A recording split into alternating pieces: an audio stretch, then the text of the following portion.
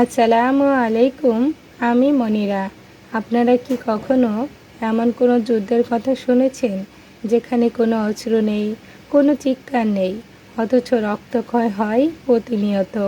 সে যুদ্ধটা হলো নীরব চোখের লড়াই, যেখানে দুটি মানুষ একে অপরের চোখের দিকে তাকিয়ে থাকে ঠিকই, কিন্তু তাদের মাঝখানে দাঁড়িয়ে থাকে এক পাহাড় সমান অভিমান আর এক আকাশ নীরবতা। আজ আপনাদেরকে শোনাবো সুরভি আর আরিয়ানের গল্প, যে গল্পটা হয়তো আপনার বা আপনার পরিচিত কারো জীবনের প্রতিচ্ছবি। চলুন শুরু করা যাক।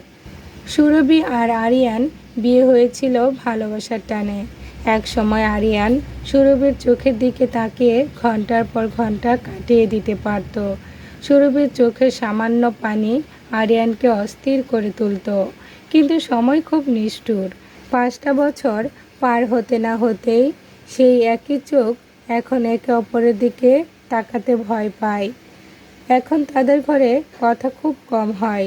ডাইনিং টেবিলে যখন তারা খেতে বসে, তখন শুধু চামচের টুংটাং শব্দ শোনা যায়। আরিয়ান তার ফোনের দিকে স্ক্রিনে থাকে, আর সুরভি তাকিয়ে থাকে আরিয়ানের দিকে। সে চোখে অভিযোগ আছে, প্রশ্ন আছে, আর আছে বুক ফেটে যাওয়া হাহাকার। কিন্তু ঠোঁট দুটো শক্ত করে বন্ধ। এটা হলো নীরব চোখের লড়াই, যেখানে কথা বলার চেয়ে চুপ থাকাটা অনেক বেশি যন্ত্রণায়। সেই দিন ছিল তাদের বিবাহ বার্ষিক। সুরভি অনেক যত্ন করে আরিয়ানের পছন্দ খাবারগুলো রান্না করেছিল। নীল রঙের একটা শাড়ি পরেছিল, যা আরিয়ানকে খুব পছন্দ করত। সে ভাবল, আজ হয়তো সেই পুরনো আরিয়ানকে ফিরে পাবে। আজ হয়তো তাদের মাঝখানে এই বরফটা গলবে। আরিয়ান অফিস থেকে ফিরল রাত 11টায়। সুরভি ড্রয়িং রুমে বসেছিল। আরিয়ান ঘরে ঢুকেই ক্লান্ত স্বরে বলল, খুব টায়ার্ড লাগছে। ডিনার বাহির থেকে করে নিয়েছি, আমি শুতে গেলাম। সুরভি একটা শব্দও করল না। সে শুধু আরিয়ানের চোখের দিকে তাকায়। সে চোখ ছিল একরাশ শূন্যতা। আরিয়ানও কয়েক মুহূর্তের জন্য সুরভির চোখের দিকে তাকিয়েছিল।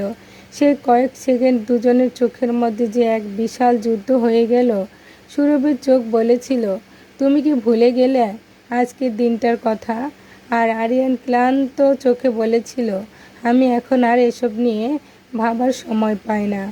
কোনো কথা হলো না, কিন্তু চোখেই সেই লড়াইয়ের সুরভি আবারও হেরে গেল। মাঝে মাঝে সুরভি আয়নার সামনে গিয়ে দাঁড়ায়, নিজের চোখের দিকে নিজেই তাকায়। সে দেখতে পায় এই চোখের নিচে এক কালো দাগ পড়ে গেছে। অনিন্দার দাগ নয়, বরং জমিয়ে রাখা কান্নার দাগ। এই নীরবতা সুরভিকে ভেতর থেকে কুঁকড়ে খাচ্ছে। আমরা কেন এমন হয়ে যাই? একটা সময় যে মানুষটার জন্য পৃথিবী ছেড়ে দিতে রাজি ছিলাম, সেই মানুষটার পাশে বসে থাকতেও এখন আমার দম বন্ধ হয়ে আসে।